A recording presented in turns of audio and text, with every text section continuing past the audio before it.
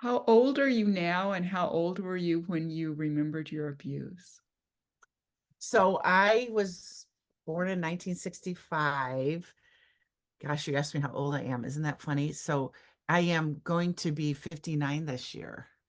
And I remembered the abuse in 2005, 18 years into my marriage, and I was 40 years old. And without going into details, tell me what you remembered. Well, it was interesting because I didn't, well, okay, so it was a body memory came first. I had been doing a lot of healing and working with my body and my weight issues. And one of my friends was a health kinesiologist. And I started getting this feeling that something was up. And there was, a few things along the way in my life that were like little red flags, but it was like I kind of didn't know it wasn't normal. Right. So things like when my husband is amazing, and sometimes when we would be intimate, I would watch the clock and wait for it to be over, or I would have a hard time feeling pleasure myself. I noticed that I would have a short fuse sometimes, or my anger would just escalate so fast, kind of little clues. And um, I even had this sense after my daughter was born, ironically so, right? When she was my age, that something happened with a family member. And but it was like, no, that's weird. How could I forget something like that? And so I actually I went to a I went to a counselor like for a free session, and he said, well, if you were sexually abused, these are your traits. And he gave me a piece of paper, almost like I was supposed to diagnose myself. Like, and over like and everything was listed as like more than normal, like, always needing to have things in order or always needing to do whatever. And it was like, in hindsight, it was all normal for me, but maybe for someone else looking at it, it may have been above and beyond. But for me, that was normal. So, like, how am I supposed to judge for myself if this was above and beyond? And so I thought that was odd in hindsight that, and he brushed it off. So I let it go. And then, um, like I said, little things would pop up. And then in one of my sessions with my health kinesiologist, my body remembered on the table and I started scooting away. And then more things became clear. And so, but it was with a different family member than the original one that I thought. And it was like, wow. And I always had this, however, I usually had this doubt, like, how could something that traumatic you that I couldn't remember? And what I started equating it to was for me, my memories were like, or my experience was like a wake of a boat in a lake. But I never saw the boat go by, but I see the wake. So I know a boat went by. Do you know what I mean? It was like I did it in reverse order of kind of coming to truth that um why would I get creepy crawlies when my husband would just rub my arm, not even sexually? That why that doesn't feel normal to me. But I never knew it's not normal to watch the clock when you're being intimate. I didn't know that wasn't normal. So things like that. Um, and I had a lot of self-harm as well. And I used to get so angry, but it was always directed at myself, and that's a form of, how we shame ourselves and blame it. That was something I did to bring it on, but it was all subconscious for me at that point. I used to scratch my arms. I used to beat my legs. I used to beat my head when I would get so angry. And I even was suicidal. I had suicidal tendencies since high school. Um, and God bless her, I went to a counselor after I graduated high school. Um, and I said something, I don't even know how it came up. It was not even like a counseling session. It was like a guidance counselor type of person at the local college. And I made a comment about something, and I could see her shift. And I mentioned, I don't know if I mentioned something about not wanting to be here anymore or doing something. And she said, well, do you have something planned? I said, well, yeah, I would just go get my dad's gun. And I saw her shift, and she made me promise to not do anything until the next session. And she gave me numbers and all that. And that was a really eye-opening thing of how serious it was and intense. But I usually had an underlying feeling in my life up until only a couple years ago that I just really didn't want to be here anymore.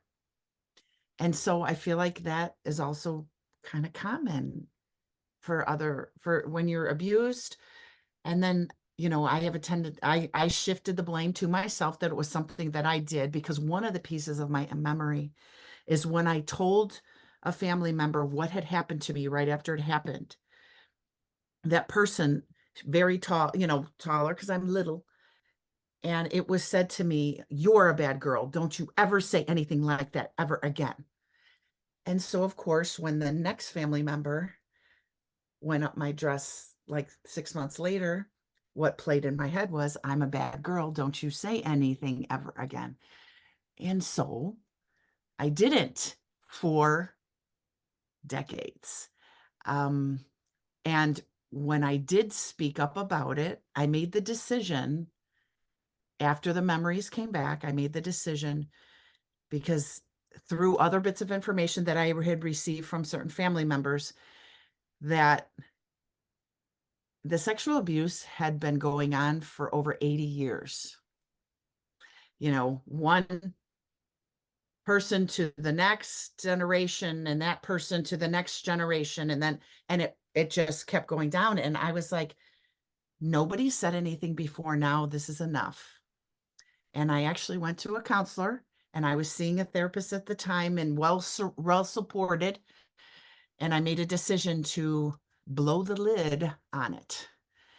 And I paid a heavy price. I was blacklisted.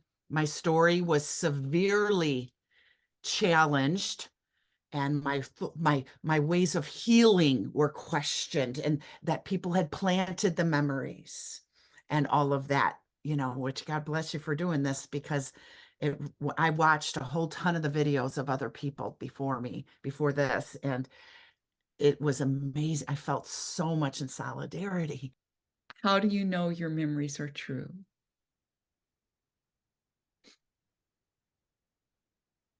One of the biggest things is my internal drive. I spent a long time saying, no, it didn't happen. No, it didn't happen.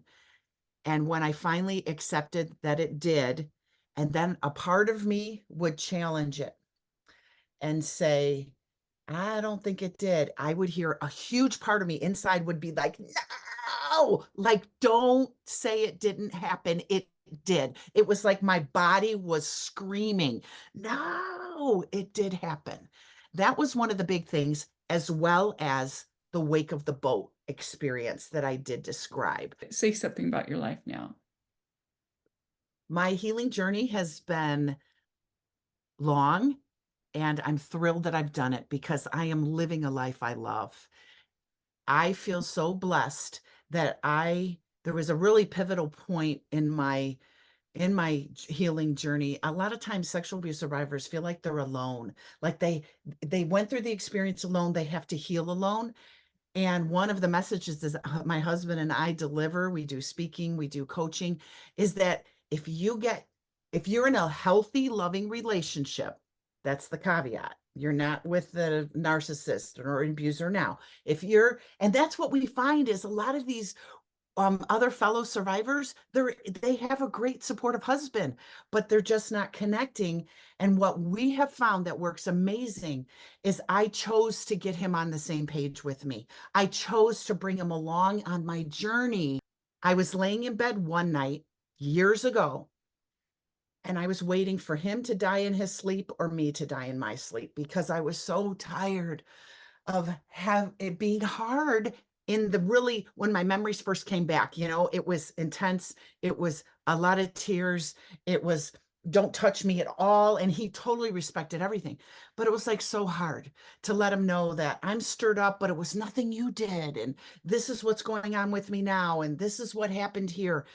And I was like, okay, Vicky, step out of this uncomfortableness for a moment. He's an amazing man. He's a great father. We have 7 children here and 3 in heaven. He's a wonderful father, wonderful husband, a caring person, supportive. He's everything I ever dreamed of.